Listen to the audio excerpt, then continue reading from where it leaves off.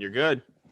Hey guys, welcome into our second time going live here on YouTube. We're really excited to talk about all things Ravens offseason, all things NFL news, and the Super Bowl, of course. We're excited to get into it right here. So make sure you participate throughout the evening. We're going to be going for about an hour here. And Glenn, where we're going to start is really simple. It's been a few days since the Orlando Brown thing, the development since his text where he is a all caps left tackle. We put out a video on it. I'm sure a lot of you folks watching at home have seen it. But a few days have passed now, so I want to get your thoughts whether or not anything in your mind has changed, your feelings on what, how you felt about it, and then what you think will happen. Has anything changed since, this time has passed? Well, I just wanted to, I think last time we started talking about, we just got into all the options that it kind of would open up or just all the options it could create. But to me, the first thing is, I was just bummed out, right? Just super bummed out to hear, him. He didn't do it. It's not like he went on some radio station and started going nuts and shredding. He did just tweet a 4-word tweet or a 5-word tweet, whatever it was. But it's still disappointing nonetheless, because this is a team that I feel is Super Bowl ready. This is a team that's right on the cusp of getting over that hill and making a Super Bowl run. And we talk about all the time that how important an offensive line is. And you're talking about a young stud, right tackle. I don't want to see him going anywhere, Jimmy. Even no matter what I guess the haul matters, but I don't want to see us just, trade this guy, because we don't know what the guarantee, the draft isn't a guarantee. Even if you get a first round pick back for him, well, that's great, from Eric's point of view, because you look at, like, I spent a 3rd round pick and then flipped it for a 1 a couple years later. So that looks great on paper, but we all know we've had plenty of misses in the first round here in Baltimore. And if you can't find a bona fide replacement that is at least somewhat equal to his talent, then I don't want to see him go anywhere. Unfortunately, he may have to be our unhappy right tackle. How do you think he would? Because he's not, I don't see him being a guy who's going to be willing to go out there and just tank his own season just because he's bitter, right? He'll still perform at a high level, I'm assuming. Yeah, absolutely. I think, it's a great point. I wonder how much he's influenced by his agent, how much his agent is, booing him up, tightening that spring and saying, look, you need to go out there and advocate for yourself a little bit and say, I am a left tackle if I want to get paid left tackle money. It reminds me of, not to the same extent, but do you remember when Jimmy Graham wanted to get paid like a pass catcher, not a tight end way back in the day? It kind of reminds me of that, because he feels like, look, I'm a right tackle, but I've played enough at left tackle to where I can be any team's left tackle. And he probably thinks he's better than Ronnie Stanley, which is fine. Every player should think that they're the best. Yeah. So I agree with you. I'm disappointed, but I can't blame him either. Like, it's a weird spot to be in. I don't think it was a great move to go to social media, but man, sometimes you gotta make your case and let people know, look, this is going to be my position and this is what I'm going to play. And so pay me like that or otherwise let me walk. I don't know. Let me ask you this. Do you feel that this was a little early for him to already go to social media? And does he owe a little bit, not a lot, to I'm not saying he should take a hometown discount and play for $14 a year in the future, but doesn't he owe a little shred of appreciation for a team like the Ravens, who did take a chance on drafting him after the single worst combine performance in the history of the combine? Now, whether that obviously it hasn't bear much weight on his on-field performance, and I think that most teams were kind of silly to grade him off of his combine performance and not his tape on the field as an actual player. But nonetheless, his draft stock plummeted after that performance, and the Ravens still drafted him and then plugged him right in and played him. So I just feel like it's a little early. Like, this isn't like this is the last, couple games of next season where he's about to hit I just feel like it's a little early and a little, I don't know if unappreciated, because I don't think he owes a ton of appreciation, because I think he's more than made up for that with his play. But just the fact to not go to social media and make it a bigger story. I can see him being unhappy, and that's fine. If he tells his agent, hell no, I ain't playing for, I want to be paid like a left tackle. And I get it. Left tackles on average, the top 5 are $5 million richer than the top 5 right tackles. I get that. But I feel like I wonder how much that will affect the negotiation process negatively for him, just by turning to social media. Yeah, that's a great point, because you don't want to put out the vibe that, you're going to be disgruntled all the time, that you're always going to be talking about your contract, that it's always going to be in the media, that you're quick to go to social media and things like that. So that's a great point. You don't want to, whether because it's what true if or something not. else happens? What if something else pops up 3 years? Is he going to go to Twitter again and start voicing his displeasure? And it's crazy because it's not really about what's true. It's about how you're perceived. Exactly. Right. Yep. So it's just the perception of the thing. And so, and let's be honest, Ronnie, was better. He's just better as a left tackle. Now he's further along in his progression. He's further along in his career. Right. But if you look at, any metric, if you just do the eye test, or if you look at it, one of these non-biased evaluators, PFF is the one we go to a lot. He had one of the highest pass blocking grades in the history of the league. He gave up less sacks than J.O. as a left tackle in 2019. He was just absolutely phenomenal. And what do they look for as a left tackle? The biggest thing is you got to pass block. You look at all the top 5 highest paid left tackles, they're phenomenal pass blockers. And Orlando's okay. He's good. He's just not he's just not top 3 pass blocker in the league. And I think Ronnie is.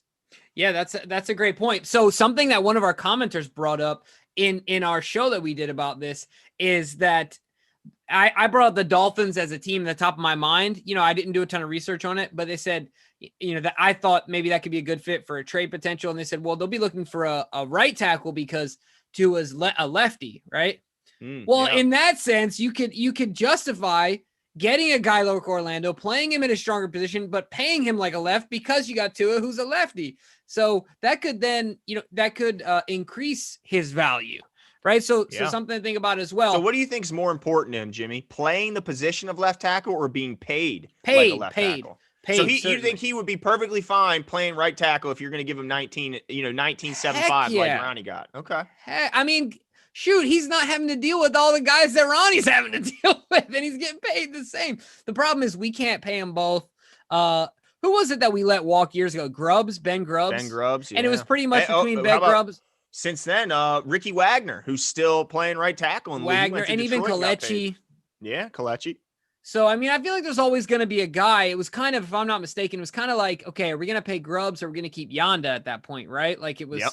I think we made the correct decision there. Right. And I'm not saying that I don't know which decision is correct, but we've already committed to Ronnie. That it's really the timing of the thing, whatever your opinion may be between the two, the deed's already been done. Yeah. And now what do you think? I have seen this kicked around is this upcoming season. I believe they said that the leg that Ronnie Stanley injured was his main plant leg, being from the left side. What do you say to those suggesting that maybe for this season that it may make sense for Ronnie to go to right and Orlando to stay at left just for this season? I think that, I'm not a doctor, but I think that by the time the season comes around, it'll have been almost a year. I think that he'll be fine. Yeah. I think he'll be totally fine. He'll be rehabbed, ready to go.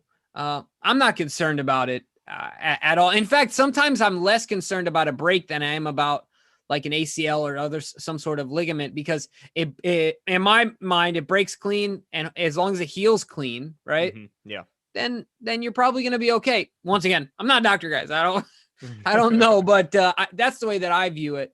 Now I kind of want to transition here. Orlando's obviously a talking point, but there's a lot of moves and a lot of things to be done in this Ravens offseason. So I want to go through our offensive 2021 free agents, Glenn, and I want you to tell me, are we going to keep them or not? Okay.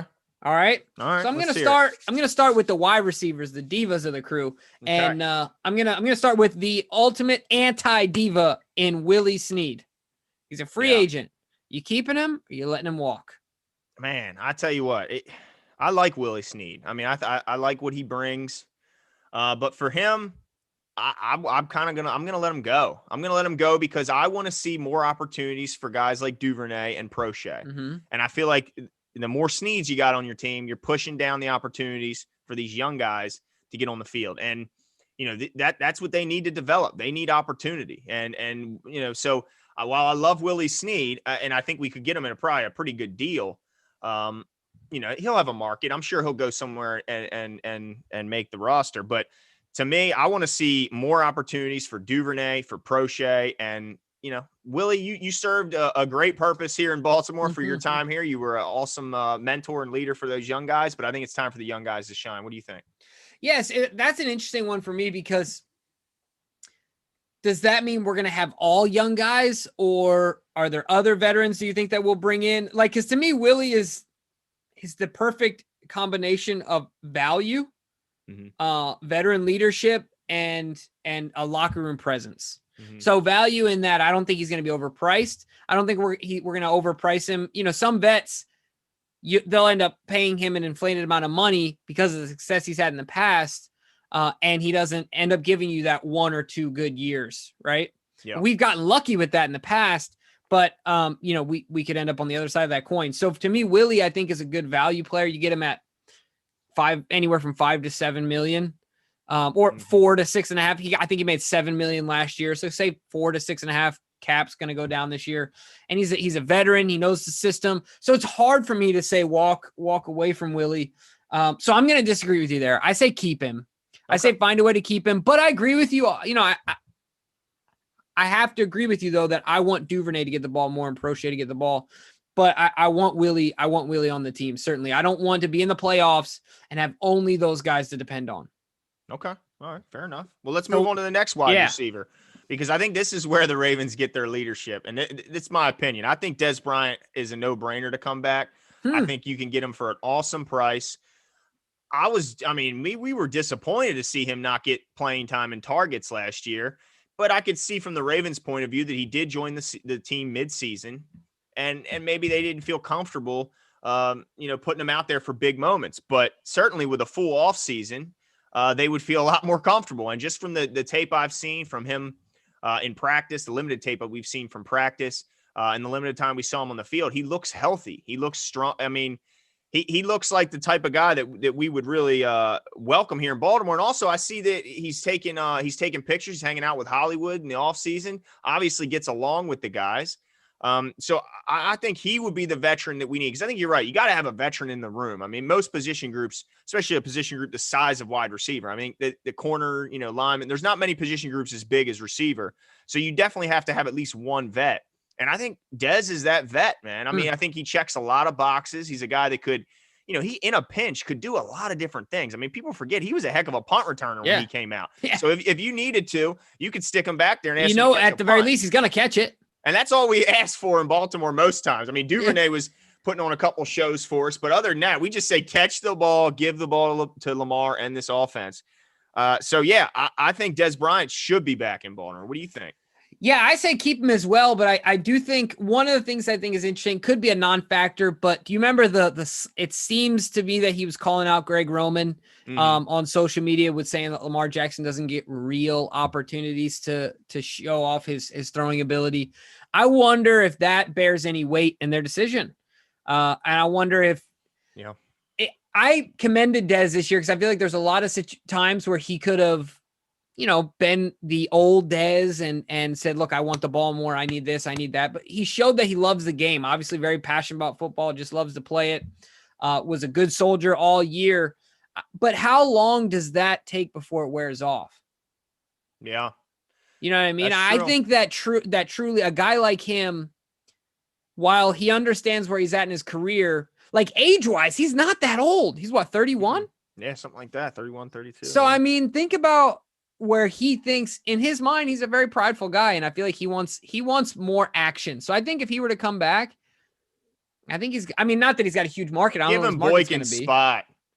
Seriously. I mean, what are you getting out of Miles Boykin that you can't get out of Dez Bryant? I mean, this is just a no-brainer to me. I mean, anyway, Miles Boykin to me, he drives me crazy. But yeah, I mean, I wouldn't mind it. But let's get into some of these other guys, because I found some interesting stuff when looking up when talking about Matt Skura, because he's a free agent.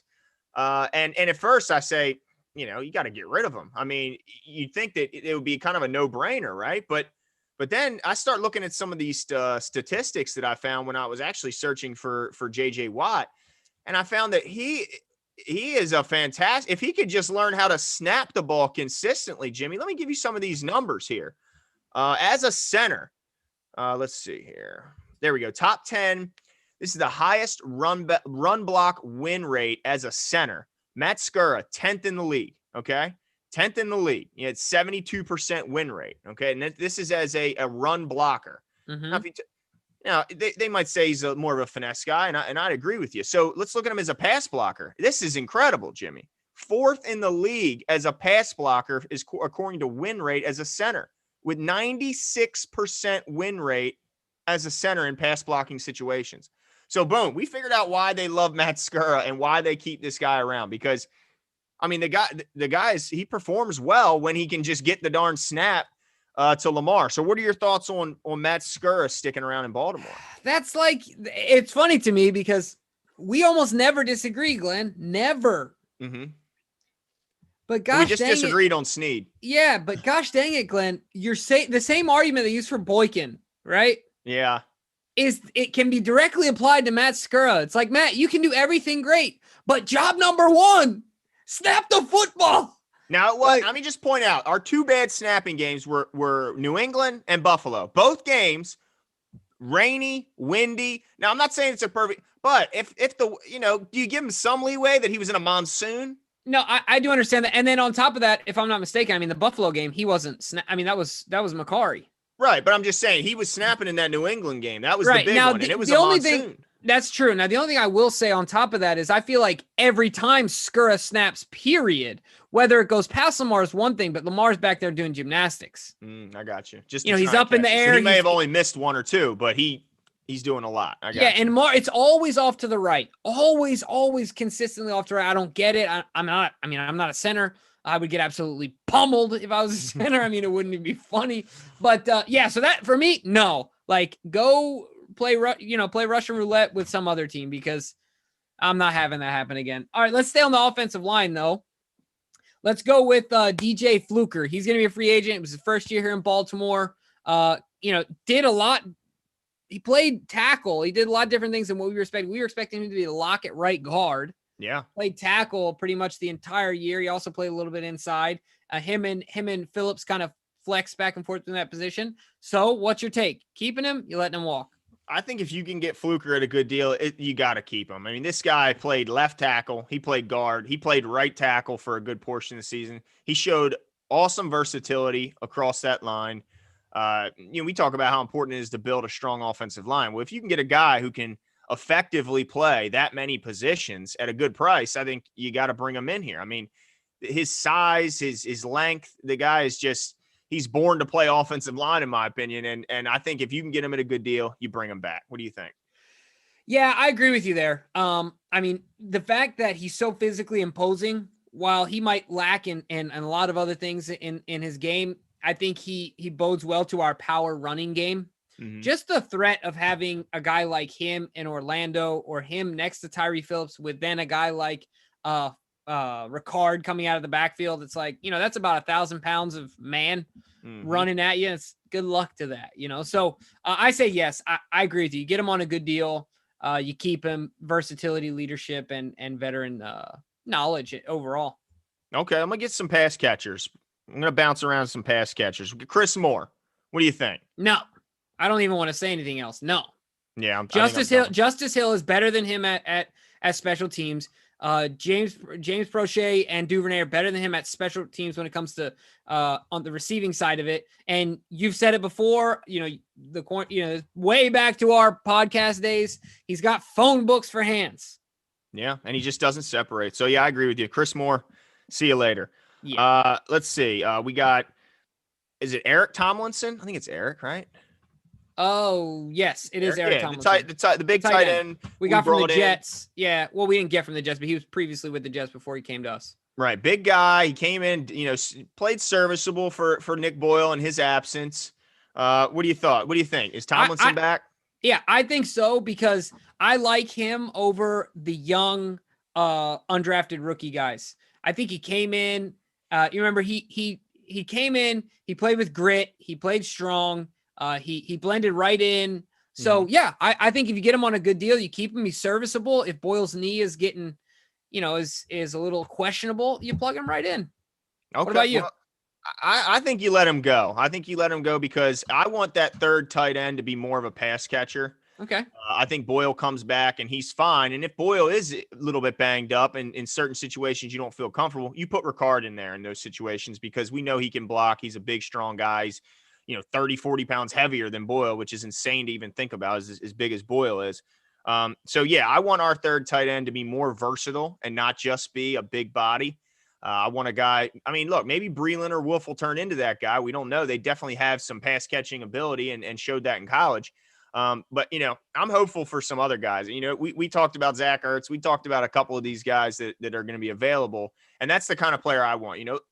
Someone similar to what Hayden Hurst. I know he's not coming back through the door, but a guy like him who, can do both, not just a blocker. So I'm going to let him go. But this one I'm going to ask you because I know this is a big one for you, Jimbo. Mr. Gus Edwards is, come on. I mean, he was your favorite for a long, long time. Is this a no-brainer? Or should I bother asking? Yeah, I mean, you can ask, and I appreciate you asking, but I'm just going to say this. Since Gus Edwards has been in the NFL, now let's remind everyone, he was an undrafted free agent that came out, signed with the Ravens. Every year, for the 3 years he's been in the NFL, he's ran for over 700 yards and 5 touchdowns.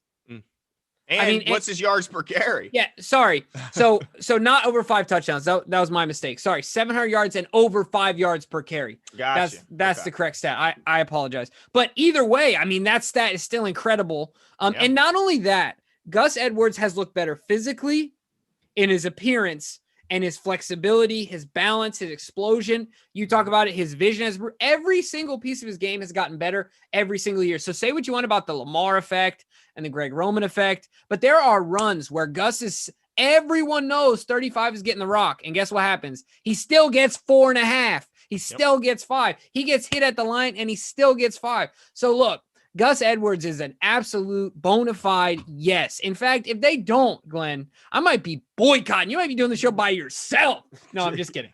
But what's your take?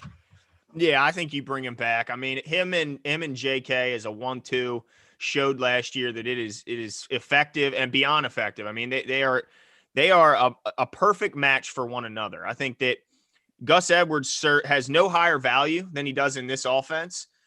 So yeah, you bring him back, you pair him with JK in the backfield, and then you can throw in Justice Hill. I mean, I don't think he's going anywhere next year. He'll be the third back.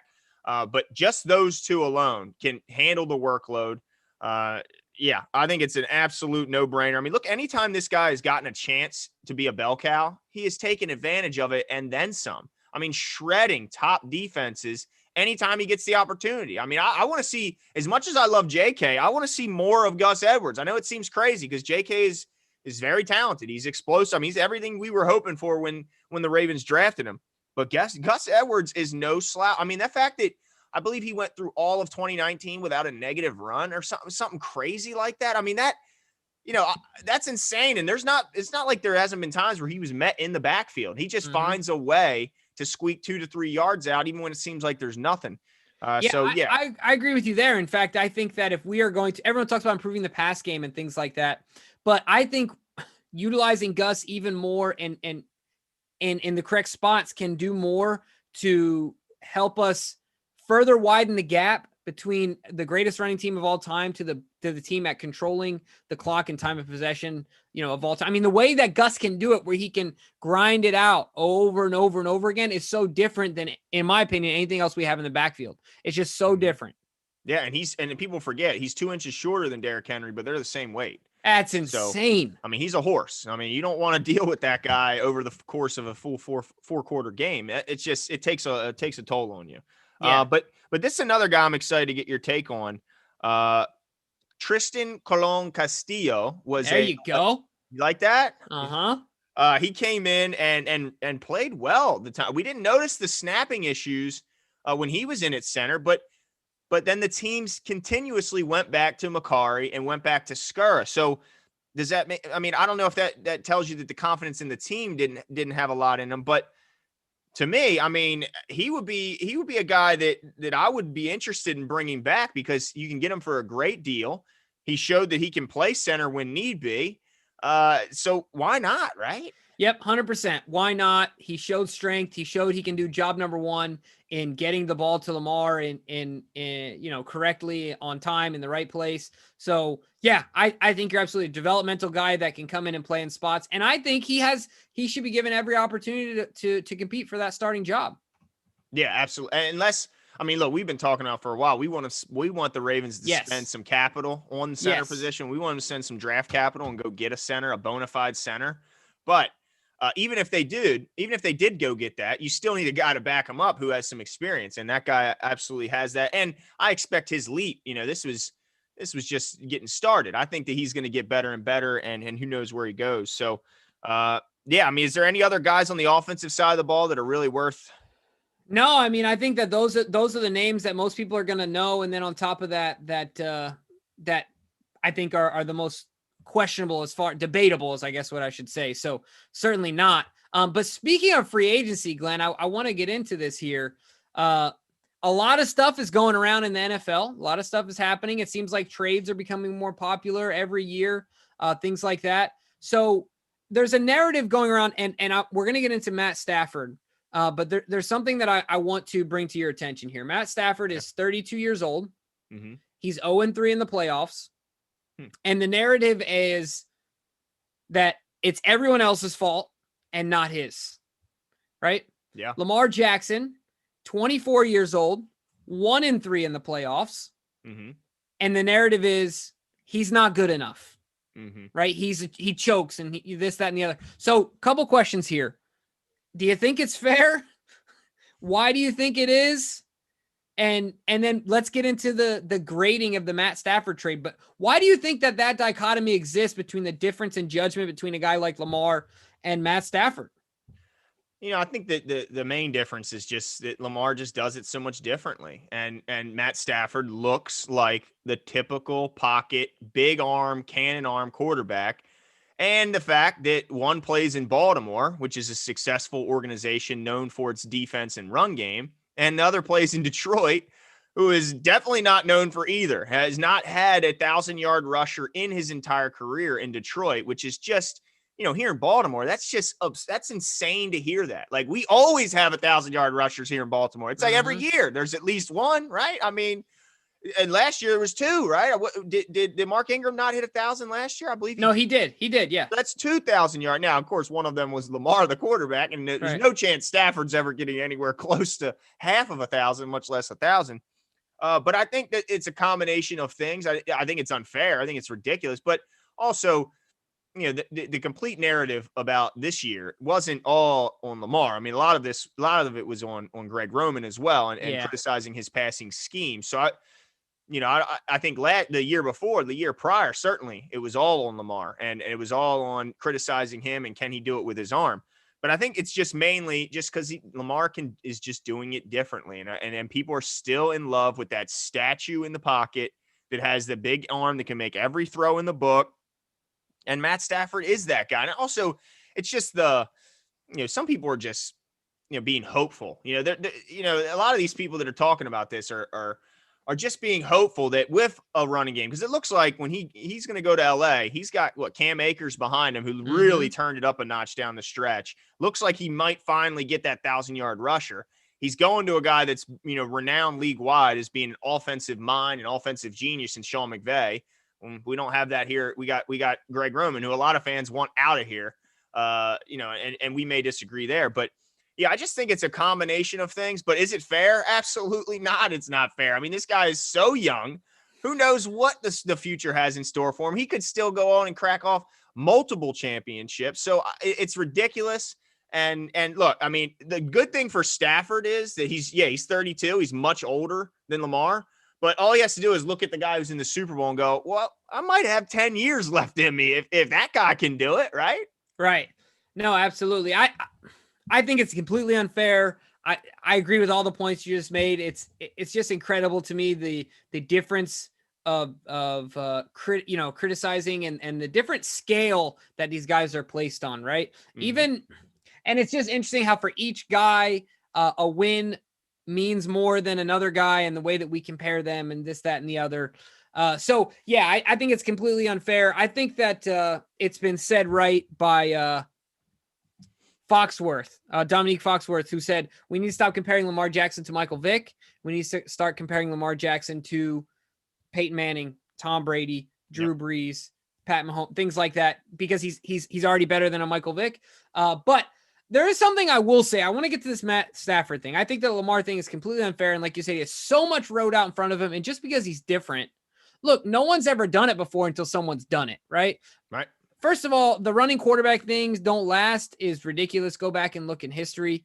And we don't just follow the popular narrative. Actually look at the careers of Fran Tarkenton, who was playing against the Bears twice a year. Just look at the guys' for a decade, careers. Right? Exactly. Look at their careers and then really dive into it, because guys get hurt in the pocket all the time. And guess what? They're getting hit by guys that are 100 pounds heavier than the guys Lamar's getting hit by when he's in the second and third level. Yeah, absolutely. And then on top of that, another name that comes to mind is Randall Cunningham and things of that nature. There's so many guys. It's just, but the thing I'll say is that, just like you said, it looks different, and it doesn't happen until it happens, even though people say you can't win. There's never been a winning quarterback's won a Super Bowl. Well, Russell Wilson has one ring when he ran for the most rushing yards in his career. It was 895 yards, I think it was the only year they won a Super Bowl. So whatever you want to say, do more of that, Jimbo. Right, exactly. But I will say this: in the year that the 4-minute mile was broken, 38 other people did it. Wow. But the first one. That's all it is. And you can't tell me Lamar Jackson isn't that generational type guy. Oh, yeah. I mean, you're absolutely off your rocker. So sorry, guys, if any of you believe that, but I will disagree with you until the cows come home. Mm-hmm. But let's talk about this Matt Stafford moving into NFL in general. What were your initial thoughts? I know you got the Bleacher Report alert and you were like, oh boy, crazy. What did you think? I mean, this is just a crazy year with quarterbacks moving, and we're not even close to being done. There's still a lot more quarterbacks that are looking to be on the move. But I mean, the first thing that jumped out at me is, wow, the Rams really don't like Jared Goff. I mean, they do not like this guy. Now, I heard there's a lot of, there's a lot of rumors swirling about why and how much they didn't like him. I think I saw something that Jared Goff's private text message between his teammates was leaked, and he was talking about Sean McVay's girlfriend and her attractiveness. And, I don't know whether all this is believable, but look, when you are willing to break records, and they did. They broke records. They took the single biggest cap hit in the history of the league, Jimmy, when they made this trade. They are going into 2021 with a $22.2 million dead cap hit just from trading Jared Goff. And on top of that, they gave up 2 1s and a 3. I mean, it is unbelievable. Let me just give you these numbers, Jimmy, because this is really hilarious. I mean, Les Snead, the general manager for the Rams, I mean, is he the opposite of Ozzie Newsome and Eric DeCosta? Oh, my gosh. It is insane. Look at these numbers. 2016. I'm just going to give you the list of first-round picks for the Rams. 2016, Jared Goff, now gone. 2017, none. 18, none. 19, none. 20, none. 21, none. 22, none. 23, none. They don't have a – I mean, I don't know what – and by the way, that $22 million dead cap hit that they're taking that broke the record, you know who had the previous record? The damn Rams, when they got rid of Brandon Cooks, who had a $21 million cap hit. I mean, I don't know what they're doing, but somehow through all this, because I keep expecting, I mean, with the Gurley situation, every time I expect them to tank, but they keep finding a way into the playoffs and becoming relevant. And when I look at it, I'm like, I saw the statistics, I saw the odds, and these odds makers are pretty good. Yeah. And when I see that their odds went from third in the division projection to first after this trade, and that their Super Bowl odds pretty much were doubled in their favor, I guess it's a good move, but I cannot imagine not having a first round pick for basically 8 years. It's so crazy because part of the way any person that pontificates about football, right? In some way, whatever team they grew up watching, they take on some of those values and those characteristics, right? So if you grow up watching the Ravens, 9 times out of 10, you value a first round pick just like the Ravens do, because that's what now the only thing I'll say about that is if you're a part of a dumpster fire franchise, then you probably take the exact opposite stance on everything. But I guess I should, preface that by saying any successful franchise, if you grow up watching the Patriots, it's all about the Patriot way. If you grow up watching the Ravens, the Steelers, the Niners, any team that's been successful over the years.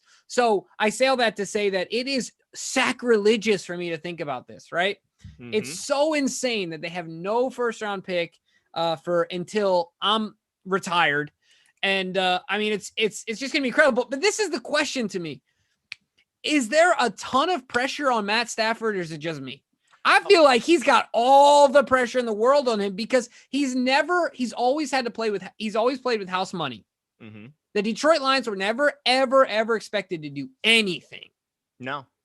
So now. But yeah, I agree with you. But remember when he did have Megatron, they had some years where they at least had some serious offensive talent. Yeah. But you're right. They never turned it into anything. But let me ask, how excited? Yeah, he's got a lot of pressure, but how excited does he have to be knowing that not only does he have a chance to have his first 1,000-yard rusher behind him, but he may have his best protection of all time. I look at Andrew Whitworth.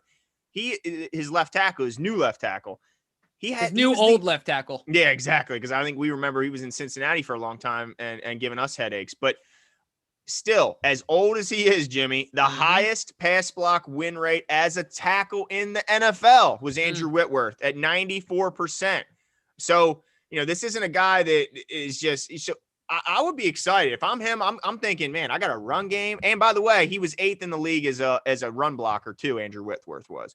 So he may have the best offensive line. He's probably going to have, I don't know if you could say the best set of weapons because Megatron is so clearly above everyone else. But when you look at Bobby Woods, old Bobby Trees, when you look at Robert Woods, Cooper Kupp, he's got a couple tight ends over there.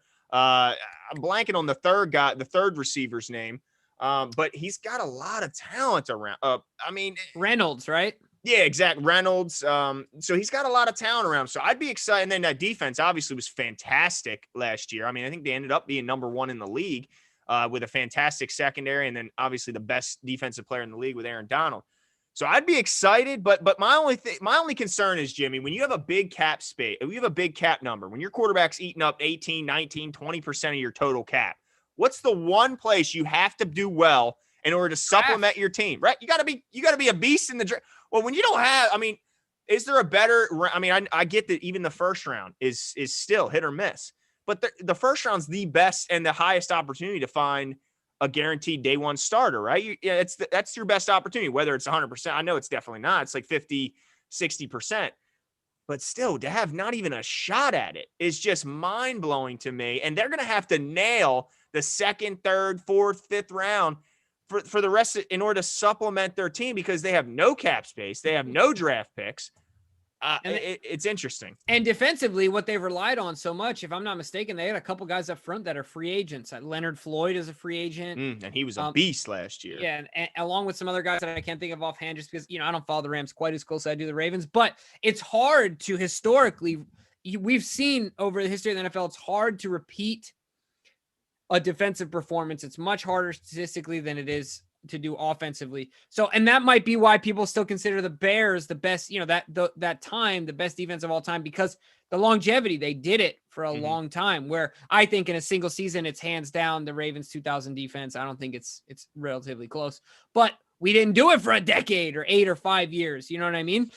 So yeah, absolutely. It's going to be really interesting to me. And who knows, we could find out that Matthew Stafford isn't, like I say, he's an empty calorie guy, right? It's just a guy that pads the stat. Because there's something to do with not winning, right? It's got to count for something. It has to at some point. Like Kirk Cousins puts up stats on stats on stats, but what has he done? And you can't tell me he hasn't had teams and players and guys to throw to and opportunities. That's a load of crap. Yeah, and let me ask you this though, because there's another quarterback who's trying to force his way out of of his team, and that's Deshaun Watson. Talk about it. If this guy's getting 2 1s and a 3, and also now let me just stress this: the 2 1s and a 3, I'm sure, were also to convince Detroit to take on that monster contract from Goff. It was more than just straight up 2 1s and a 3 for Stafford. They also had to get him to take on Goff, who seems pretty happy there, but. If he's getting all that, what is Houston going to the table asking for? And why does Deshaun seemed to not get at all penalized for his lack of win, only having 4 wins this year. Now, not the longevity of missing the playoffs that Stafford had, but what is his asking? What are the GMs asking for in Houston, and why is he not penalized for only having 4 wins? Yeah, I think he's not penalized for only having 4 wins because people will say he was operating with a skeleton crew. The offensive line wasn't great. I mean, they did improve in the offensive line, but the run game was terrible.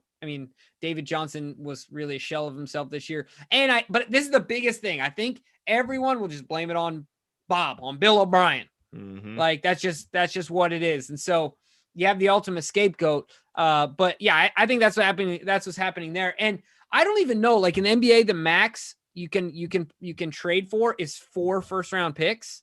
Oh man. So what is it that Deshaun's gonna get? Now, I don't think it'll be 4 first-rounders, but I could see it being 3 and a ton of 3rd and 4th, and depending on what players are involved. Like if I'm the Jets, dude, just take my whole draft this year, bro. Like take it. Man. I mean, I know that sounds crazy to think about, and maybe I don't mean that literally because it would suck not to be involved in the draft, but I mean, it's Deshaun Watson we're talking about here. Yeah. I mean, he's a beast. I mean, I think I heard that the asking price is 3 ones, and that's where they're starting, which I'm sure he could get a bidding war going, but between a couple of teams. I mean, there's a few teams out there that got to look at themselves. I mean, look at the Colts with Phillip Rivers leaving. I mean, they have a bona fide offensive line with the best guard in the league in Quentin Nelson, who I don't think he's ever given up a sack in his career. I mean, this guy's incredible. And then you look at Jonathan Taylor, who just burst onto the scene last year, and then they got some young receivers. They're definitely going to be in the sweepstakes. And then I've heard the Dolphins, they might want to trade Tua for him. I mean, so my whole thing is if I'm Houston, what do I value more? Do I want a young quarterback in return and some picks, or do I just want the most accumulation of picks that I can get? I think that's going to be interesting to decide. Well, our comments might blow up. I don't know what people are saying about Tua, but this is what I think about Tua. I think last year we learned that when he doesn't have an All-American at every single position, he isn't, everyone isn't that much better than, his whole team in Alabama was going to the NFL. They were so much better than everyone else that he just looks a little pedestrian to me. Yeah. That's just my opinion. So, yeah, I think it's going to be interesting to see what happens with Deshaun Watson. And to add on to that, the Niners there's now some rumors that Kirk Cousins, they're trying to acquire Kirk Cousins as an upgrade to Garoppolo. Now, I know a couple Niners fans that would not be thrilled. Yeah, to me, that's like the same guy. I don't know. In some ways, yes, in some ways, no. But that's another team that could go after a Deshaun Watson. There's definitely a lot of teams that are in the sweepstakes. It's going to be really interesting. And then on top of that, I think this is something that we've never really seen happen before. The way that James Harden, all these NBA players get out of their situations when they just don't want to play anymore. That's what Deshaun Watson is attempting to do. And I don't see it happen very much in the David NFL. Culley's saying the reason I'm here is because I expect Deshaun to be my quarterback. So yeah, it's going to be interesting to say, but let's get into some questions from the chat. Lindsey Taylor proposed a question. I think it's interesting. When we heard Eric DaCosta talking about he wants in the next 10 days to start talking with Lamar about a contract extension, and I'm not sure if her days are correct, but I'll believe her. She says it's been around 8 days or so since that. So do you expect Lamar to get that contract extension this offseason, or do you think this could go over into next year? No, I think he gets this offseason. This is what I would say to you, Lindsey. Turn on your notifications. Go if you got Bleacher Report. Glenn and I are both fans of Bleacher Report. Go there and just go, follow the Ravens and just have alerts for just the Ravens. That's right. Anytime there's an alert, it's going to have to do with Baltimore, and the next one is going to be one of two things: Orlando Brown gets traded, or Lamar Jackson gets his big contract. But I think more than likely Lamar Jackson's going to get that big contract here in the near future, certainly. What do you think? Yeah. And I think not having an agent is only going to speed it up, in my opinion. That's a good point. Yeah, because agents have a obligation to more than just their one player. They have an obligation to their entire all their players. They want to always push the contracts up and up and up and up. So you're right. It could be a quicker situation. It could be an easier. But the good thing for Lamar is that at least he knows that the organization like the Ravens aren't going to try and hustle him. They're not going to try and, fast talk, him and his mother into signing a deal that they'll later regret. they'll get a fair offer from the Ravens, an offer that I think will be, somewhere in between Deshaun Watson and Pat Mahomes. I think he'll just edge out Deshaun for maybe he'll get like, I think Deshaun is 39 and then they're projecting like 39.6 for Lamar annually. Yeah, I mean, I think that's fair. I mean, this guy has done, I mean, he has overshot his expectations by a ton. I mean, this guy's been incredible for us. So yeah, absolutely. You got to bring him back. And I hope it's done this offseason because, why last even thing mess we want around? Is talks about it. Yeah, exactly. And then, then you get people, the doubters and haters coming out. If the season starts off a little slow or something like that, then it starts getting crazy. So yeah, I think, Lindsay, I think we will see a Lamar Jackson extension this offseason. Yeah. What do you guys think? What do you think his annual contract value will be? And does it get done this year? So let us know in the chat. But while you guys are chatting about that, Glenn, I got to ask. Well, I got to tell you first. Okay. All right. To me, and I can't be the only Ravens fan in this situation. This is the least interested I've been in the Super Bowl in years. Glenn. There's always been a storyline I could get behind. Like I was excited. You can't get behind this storyline, Jimbo. So I look, it's hard I still see Tom Brady as my arch nemesis. Like you hate Tom Brady. Yeah. Well, I wouldn't hate him as much if he didn't play for the Patriots. You know what I mean? Just the fact that he doesn't anymore. But it's just hard for me to like separate the two. Do you know what I'm saying? He's still Tom Brady, Mr. Perfect penalty at perfect timing from the Raiders tuck rule all the way to this past, championship game. So obviously he's the greatest of all time. And that means a lot, but I'm not saying it's impossible for me. I'm just having a hard time getting behind this narrative. And let me give you a narrative. There's no way I'm getting behind Patrick Mahomes' narrative because I think he's given way too much credit. Wow. He's great. He's great, but he's in a perfect situation with an incredible amount of weapons. He is. What would you expect a great quarterback to do in that scenario? Exactly what Mahomes is doing, right? Well, yeah, but just because the situation's, it's the same thing when they say, well, yeah, you beat that team, but they're bad anyway. Well, yeah, but we beat them 55-0. Right. So yeah, he is in a great situation, but he's taking full advantage of this. I mean, the guy has just been phenomenal. So, but stop making me compliment Pat Mahomes because I'm not thrilled. I don't want to see him win back to back. And here's why. I think this is the narrative that I find interesting is that if Pat Mahomes loses this game, will he ever surpass Brady in the eyes of fans as the GOAT of all time? Because then that would mean, say Brady wins and rides off in the sunset. The last two defeats for Pat Mahomes were at the hands of Tom Brady in two different uniforms. So I think that even if he does, if he loses this Sunday, even if he goes on to match him in career wins or career rings, just the fact that he couldn't beat a beat up 44-year-old version of the GOAT. I mean, with all, the great, maybe the best, definitely, I think the best pass catching tight end in the league right now, one of the best offensive minds in the league and one of the most unstoppable receivers we've seen in a long, long time in Ty Hill. I think that is a fantastic, and honestly, me, Jimmy, we've gotten into this discussion many times, and I'm just going to toot my own horn a little bit. I've been saying since day one that Tom Brady was the reason for that dynasty and not Bill Belichick. Not to say Belichick's a bad coach, but he is not the GOAT. He is. Everyone goes, oh yeah, other than Belichick, let's start. No, so he's not Greg Popovich. Heck no, he's not Phil Jackson. He's not. He's up there. I mean, he's a good coach, but the players the players are the ones that make the plays. I mean, Tom Brady's the one who came back against the Falcons. I mean, so to me, it's always been about Brady. And I was thankful to hear Danny Amendola kind of echoing my thoughts that Brady was the Patriot way, not Belichick. And I think that further, what further buoyed my opinion on him is what is the one team that Matt Stafford said he wouldn't go to, Jimmy? The one team. Patriots. I mean, if you don't want to go to the most winningest franchise in your entire career, then it's got to be because the one guy who was creating that winning is now gone. And that's so how much of that has to do with his experience with Matt Patricia? What do you mean? So like he might have hated playing under Patricia. But Patricia's not there. He's not going back to New England. No. What I mean is he's like, okay, if this is a disciple of Bill, and I hated playing under Patricia, and Bill's more Bill than Patricia's Bill, well then forget that, right? Like, yeah, I mean, but I don't know. I think that the thing is, if you have an organization where it's called the no fun organization, like that's not what younger guys want to hear. I mean, look, these younger guys in the league, they want to win and have a good time doing it. I mean, look, there's that. Why is there a screen on every end zone where they can go run up and take a selfie with themselves? I mean, there's a reason, that they do that. It's because guys like to have a little fun, mix it up. Fans like to see them having fun. So yeah, I don't blame them for not wanting to go there. But anyway, I don't want to spend too much time there. Glad to see the chat's finally working.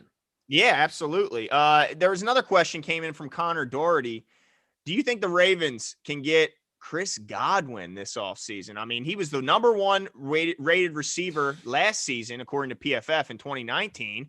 He looks like he's on his way to – he's definitely playing in the Super Bowl, might win one. What do you think the chances they get Chris Godwin? Look, I just finished for about the millionth time the entire season of The Office, okay? And if you stick it out to the end – there's a young guy, they call him Dwight Jr., right? Clark. He's got the glasses. Clark. Yep. So he's trying to help Dwight. He's trying to help him out and say, hey, look, your girlfriend only wants to be your girlfriend because her dad wants to buy a tractor with you. She's using you, right? She's much too good looking for you, Dwight, is what Clark is telling him. So then they come inside and they talk about it. And he's like, look, and Dwight starts to understand what he's saying. And he says, you know what, Dwight, let's just go out tonight and get a couple fours. No games with fours, no jokes with fours. Oh, man. Just a good time is what he says, right? Okay. I hate to tell you, Connor, but that's what the Ravens are going to do. They're not getting Chris Godwin. They're not going to. They're not going to go in on a tractor with Chris Godwin. They're not going to get an auger. They're going to get a couple fours, and that's what we're going to do. I just think that's what it's been. That's what it's going to be. There's no way Chris Godwin's getting $20 million a year, Glenn. Yeah, no, I agree. He's a bona fide one, and someone's going to pay him like that. I think that the way the Ravens build the receiving corps is going to be through the draft. I think we already got some young guys. I mentioned I think Willie Snead is gone because. Look, say we know we got Hollywood, right? Hollywood's not going anywhere, right? So that's one. We got Prochet, we got Duvernay, right? Boykin's not going anywhere, right? If you want to bring back Dez, I'm already at 5, Jimmy. How many receivers do the Ravens typically keep? I mean, 5, 6? I mean, this isn't a team that likes to spread you out a ton. So I'm already at 5. There's not a whole lot of wiggle room, a whole lot of openings here. So say they don't bring Dez back. So even then you're still at 4 at the least with the recent draft picks. So I don't know how, we talked about the cap. I just don't think there's any way financially they could fit a guy in like Godwin. Now, I would love to see it because he is the guy we would need. I mean, he's the perfect guy we need, a big-bodied receiver. He's a route-running technician. He can go up and get the ball. He's physical. He's big. He can block. I mean, this guy can do it all, and he's young. So he would be an absolute beast and a guy I would love to have. I just don't see it from a financial standpoint. So I would have to assume that they're going to be looking in the draft. And I hope that they don't get a 4 in the draft, Jimmy. I'm hoping that we can get like that in free 10. agency. You know what I'm saying? You're right. If they were going to free agency, I would expect them to bring a guy like Snead back. That's what I was going to say. They're going to take Willie and they're going to take Dez. And they're going to say, look, guys, we got an 8 because we got 2 4s. Yeah, absolutely. I mean, but one thing I do want to point out that Connor said is that pertaining to Lamar is that his mom's his agent. We've had a couple of shows with Joshua Harris, of course, his personal quarterback coach, and he's made abundantly clear that his mom is not his agent. His mom is his manager. Yes. There are 2 different things that she doesn't get involved in that part of his life. No, Lamar represents himself. Yeah, which is, I don't know, Daniel Kunimoto, who's a consistent contributor on the show. Yeah. He thinks that Eric DeCosta is going to kind of fleece him. It seems like he's going to strike he says he thinks he strikes a deal that makes sense for the Ravens. I think that you can do both, right? You can strike a deal that makes sense for the Ravens while and remain somewhat flexible, but you got to give Lamar what he's due. I don't know. I don't know how. I don't know how you can go in. Say they lowball him and they convince him. I mean, first of all, you don't want anybody having buyer's remorse. You don't want Lamar immediately regretting that he signed on that line. You don't want Scottie Pippen. Yeah, exactly. You don't want to have that situation, but you also don't want to have, you don't want to have a situation where you pay him crazy. I think he'll find a happy medium and be able to do both. But what about this one? What do you think about Deion Kane? Deion Kane was brought in, I believe, signed to a futures deal by the Ravens. Doesn't have a ton of playing experience. When you look at, he's got, I believe, 9 catches on his career. Does he move the needle at all for you when you see Deion Kane coming to Baltimore? Nah, not really. No, there's the only name that, sorry, I'm looking here at him, is the only name that's been a camp favorite for a couple of years now that we keep hanging around is Antoine Wesley. Yeah, he's out there. But and man, he makes incredible. I'm just saying that if you're talking about Kane, I consider them to be in the same category to where like it's an absolute flyer, right? If you hit on it, it's like hitting the lottery. Right. But he's made plays. I think we've talked about this before in the preseason. He's made plays in the preseason and he's turned some heads and then he gets hurt, or it's a slight injury and they put him on, whatever it is for the rest of the year so they can keep his rights, IR, however they do it. But I think that's I don't know if that's the case. I think another person said Galladay is the answer. I also think he's going to be too expensive. If there's one name that's like moving the needle to me, I've already mentioned him. There's really 2. I think AJ Green still has something left in the tank. And I think if you get him in a winning organization with some guys that like him, that know how to coach vets, I think he really performs.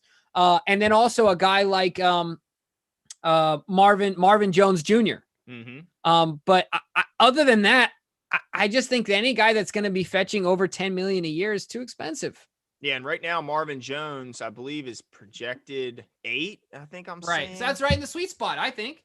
Yeah, another guy I keep hearing is Corey Davis, who I think would be a nice addition here. I mean, he had a pretty good year last year for Tennessee, playing opposite AJ Brown. Now it makes you wonder how much AJ Brown's influence helps you get open. I think there's no doubt that plays a part. But another guy I want to bring up, Jimmy, that we don't talk a lot about, but I'm curious to know your thoughts on him. Will Fuller from Houston, obviously a guy who's had his issues with injury, but when he's healthy, Will Fuller is a fantastic deep threat, and a guy that has been a fantasy favorite when on the field for a lot of players. What do you think about Will Fuller?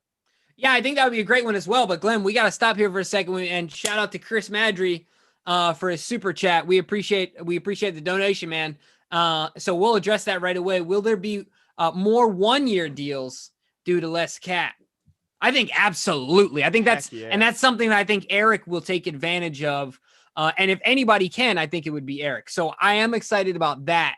I think that, and that's not just a Ravens thing. That's something we're going to see league-wide, because there's guys that are going to say, man, I thought my value was this. And the agent's going to say, well, yeah, it was, but who would have thought the cap would go down? I mean, every year the NFL keeps going up. So I think that a lot of guys are going to bet on themselves, take a 1-year fully guaranteed type deal, and absolutely hope to hit the big payday in the following season when the cap is expected to rebound and go back up. So absolutely, Chris, I think that's why I still have a little hope. And I want to get into this a little bit with you, Jimmy. Which question did you blow by? Oh, Will Fuller. Yeah. Will sorry. Fuller. I just wanted to address Chris because he I agree. I'm glad you saw that, but shout out. And I want to get into some of that. I'm going to make a note here because I do want to get back to that, because I think that 1-year deal could open up some opportunities for some guys. But what do you think about Will Fuller, guy that would bring definite speed to this offense, right? I just imagine him and Hollywood, and I think of Duvernay and Mark working the underneath. I mean, that's scary to me because I think Hollywood's going to develop in his intermediate and short game. But Will Fuller is a bona fide speedster that can take the top off any defense. Anytime he's healthy and gets 6 targets in a game, his fantasy stat line is just off the charts. It is. I mean, it's ridiculous. So to be able to have to account for Hollywood and a guy like Will Fuller on the outside, and then deal with Mark in the middle, and even a Boyle, but also a Duvernay, who I think is going to be more of a factor in the short passing game in this coming season, and dangerous with the ball in his hands. I think at every level and at every spot on the field, whether it's in the middle or outside the numbers, short, intermediate, or deep, I think that we have an advantage. So yes, I love Will Fuller. That's a name that I didn't think of off the top of my head. I'm glad you brought it up. I love it. Yeah, he's a guy that would bring that big play. I mean, every year he's increased his yards per catch since he's entered the league, and as well as this guy's just, his catch percentage, everything has seemed to gone up. So if he can just stay healthy, which here in Baltimore, knock on wood, they've been pretty good at keeping their guys healthy. And I think that's why Steve Saunders still has a job here in Baltimore, despite, breaking a little bit of protocol last season. But I think that's an absolute a possibility. I can't wait to see who they decide to get in wide receiver, because there's a bunch of names out there, lower level names, but there's also already so many on this roster, and I can't see them cutting some of these recent draft picks. So it's going to be interesting to see how this could be a make it or break it deal for a guy like Boykin. I mean, a make it or break it year. I mean, training camp. Exactly. A position where he's really going to be competing to keep his job, to keep his paycheck, right? Yeah. And one last thing I want to ask you, if that 1-year deals are a possibility, do you think either one of these outside linebackers that we're hoping, we're waiting to see what happens with, being Yannick Ngakoue and Matthew Judon, do you see either one of them signing that 1-year deal to maybe hope, like we said, to hit big offseason next year? If it's one of them, I see it being Judon. Yeah. Judon he's a Raven. Well, not just that. He seems to be less about, not that Ngakoue is about the drama, but he really was about the drama in Jacksonville. Yeah. He wanted to get paid or out. And that was it, right? Not that he came here and caused a lot of drama. I'm not trying to put any I'm not trying to perceive him in a certain way, but Judon was nothing but, I remember when they asked him about not getting a deal done and getting paid his franchise, he said, look, I was a 5th round pick. I'm getting ready to make $17 million in a year. I have no reason to complain. I'm sitting outside by my pool. I got a mansion behind me. That's right. So if there was a guy that would do it, that would be, and he's older, maybe a little more mature in his years, in his life. I know he's got kids and a wife. So maybe he takes a little more holistic approach and says, all right, I'll go with the Ravens. And look, we know that playing deep in the playoffs and getting to in those big game scenarios like Super Bowl and things like that, they get you paid later on. Oh yeah, absolutely. So, there's also that. So absolutely, I could see that. Now there is another question. What about Juju? Man, I don't like it. I don't want it. I don't want to touch Juju. No, he does not seem like, I'm now on the field. I like Juju. I like him on the field. Well, not in pregame. I like him, during the game, but he just made too many bonehead mistakes in the media. Obviously his social media is very important to him. That's not something that I'm surprised Tomlin tolerated as long as he did. Yeah. But I'm certain that would not be tolerated here in Baltimore, to be dancing on the opposing team's logo before the game. I mean, and then to further compound that, once that was kind of finally put to rest, once he got destroyed in Cincinnati and coughed up the fumble, he then, provided more, bulletin board material when he said that those guys were just the same old Browns going into their playoff game, and quoted his coach saying they were nameless gray faces, which, I mean, there's just no reason to motivate the other team beyond what they already are. And it could have, I mean, they lost the game. So, it could have definitely been a part of it. I don't know how much of a part, but it was a part of it. So I wouldn't want him. And I think he's too expensive anyway. Yeah, absolutely. And he obviously didn't understand. I mean, what coach was trying to say is that we just focus on us, right? Not discredit the other team. He obviously did not understand the coach's principle here. But we're really excited to do these live sessions. We're going to be doing another one tomorrow night. Yeah, please make sure you're back with us. What time are we starting that one, 7 Jimbo? p.m. tomorrow. We'll be going from 7 to 9. Make sure you bring all your questions. It seems like there's been some issues with the chat that it takes a little while for it to fire up. So when you get on, hop in, see if it works, test it out. We'll do the same. But we appreciate your guys' participation and look forward to doing this with you guys tomorrow. Have your questions ready, and we'll talk to you guys soon.